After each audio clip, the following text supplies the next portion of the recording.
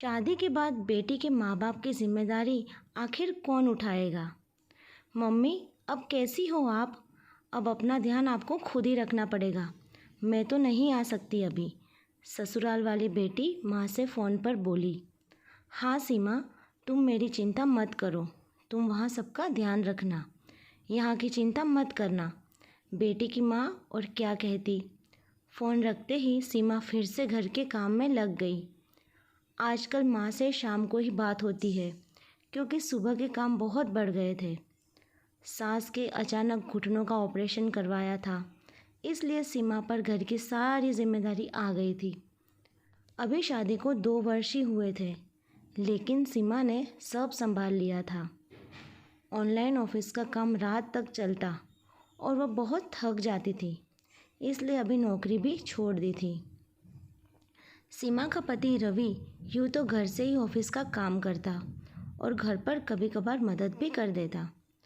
रवि की थोड़ी सी मदद भी सीमा को बहुत लगती। सीमा की माँ भी धन्य समझती कि बेटी सुखी है सासरे में।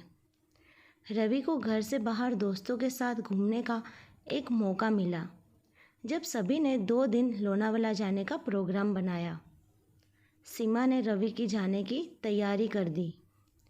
वो बोली, मैं भी बहुत बोर हो गई हूँ घर पर, मुझे भी बाहर जाने का मन है।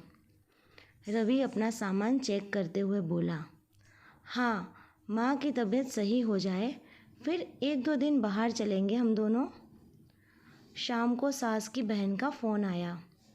हाँ हाँ दीदी, मैं ठीक हूँ। सीमा भी है ना? अब तो घर पर नौकर आने लगे हैं, कुछ ज़्यादा काम नहीं होता, बस दोनों समय का खाना ही बनाना होता है।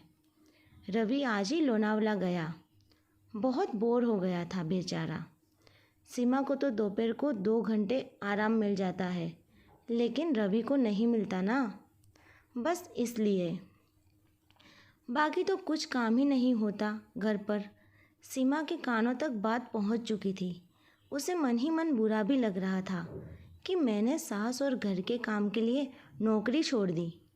उनको परेशानी ना हो इसलिए 2 दिन के लिए भी मायके नहीं जा रही। रवि को तो शनिवार और रविवार मिलता है, तब तो वे दोस्तों के साथ बाहर जाते, सुबह देर से उठते, मनपसंद खाना बनवाते। मुझे तो ये सोचते सोचते उसकी आंखें भर आई और पीहर की याद आने लगी। रवि के वापस आते ही सीमा ने कहा, रवि, शनिवार और रविवार को तुम्हारी छुट्टी होती है, 2 दिन की और ले लो। मैं 4 दिन मायके जाकर आती हूँ। अरे ऐसे कैसे जाओगी? मम्मी की देखभाल कौन करेगा? रवि, वो मेरी सास है और तुम्हारी माँ, और घर पर काम ही क्या होता है, खाना ही ना। तो 4 दिन टिफ़िन लगवा देना। तुम तो अभी बाहर गए थे, तो बाहर तो सब खाया ही ना, या फिर अपनी बाई को कहना बना देगी। तुम कुछ समय माँ के साथ बिताओ। ऑफिस के काम के कारण तुम उन्हें समय नहीं दे पाए। सीमा ने सीधे सीधे कह दिया। मुझसे नहीं होगा यार सीमा, 4 दिन घर पर बोर हो जाऊंगा मैं। रवि ने उसे रोकते हुए कहा।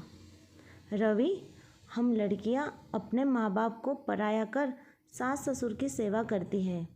तुम मेरी छोड़ो, अपने मम्मी पापा के साथ रहने में परेशान हो रहे हो? सीमा ने व्यंग्यात्मक अंदाज में पूछा।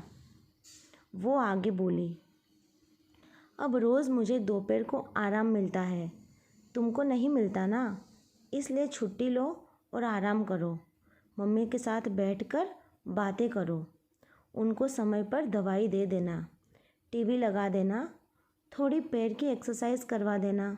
बाकी काम ही क्या होता है घर पर। रवि, मेरी मम्मी और पापा भी अकेले हैं, मम्मी की तबीयत भी नरम गरम है, फिर भी वो कहती है तुम वहाँ ध्यान रखो। एक बात बताओ, जब एक लड़की शादी करती है, ससुराल के सारे रिश्ते अपने बना लेती है, तो लड़के क्यों नहीं? लड़के के माता पिता की देखभाल करना बहू का फ़र्ज़ है, ऐसा बताया जाता है। तो शादी के पहले वो फ़र्ज़ कौन निभा रहा था? रवि, मुझे शिकायत तुमसे नहीं, बरसों से चली आ रही इस सोच से है कि बहू के आते ही उससे इतनी उम्मीद कर ली जाती है कि वो थक जाती है। फिर भी ये कहा जाता है बहू नसीब वाली है, ऐसा ससुराल मिला। मैंने नौकरी क्यों छोड़ दी? तुम जानते हो। मैं मायके नहीं जाती, तुम जानते हो। लेकिन ये घर तो तुम्हारा है, माँ बाप तुम्हारे हैं, फिर भी सब कुछ मेरी जिम्मेदारी कैसे? 2 समय का खाना क्या बेटा नहीं बना सकता? 4 दिन अपने माता पिता के साथ नहीं रह सकता? बल्कि लोनावाला जाने की ज़रूरत तो मुझे थी। खैर, इतना सब इसलिए बोल रही हूँ कि अब तो सोचना होगा कि शादी के बाद लड़के के माता पिता का ध्यान रखना बहू की जिम्मेदारी है, तो लड़की के माता पिता की जिम्मेदारी किसकी? और यदि सब खुद के काम करने में समर्थ है तो बहू को जिम्मेदारी के बोझ तले क्यों दबाया जाए? ऐसा कहते ही वह फूट फूट कर रोने लगी। पिछले 8 महीने का दर्द आज आंसू और क्रोध बनकर बाहर निकल रहा था। रवि ने सीमा को गले लगाया और बोला, हाँ गलती तो हुई है, बहुत ग्रांटेड लिया मैंने, लेकिन अब तुम देखना बदलाव तो होगा। तुम सामान तैयार करो, कुछ दिन मम्मी के घर जाओ, मैं यहाँ मैनेज करूँगा। हम लड़के कभी लड़कियों की जगह रहकर सोच ही नहीं सकते। रवि, अच्छा लगा कि तुमने मुझे समझा, काश ये बात सब समझ जाए। सीमा की आंखों में अब भी आंसू थे, लेकिन उसमें तसल्ली भी थी। शादी के बाद बहू ससुराल वालों की सेवा करे, ये उसका फ़र्ज़ है, तो ज़रा लड़के को भी कुछ फ़र्ज़ समझाने चाहिए। इस बारे में आपकी क्या राय है, कमेंट करके ज़रूर बताइए। वीडियो अच्छी लगी हो तो लाइक और शेयर ज़रूर करें। चैनल पर नया है तो सब्सक्राइब करना बिल्कुल ना भूलें। अब मिलते एक नई स्टोरी के साथ, तब तक के लिए बाय।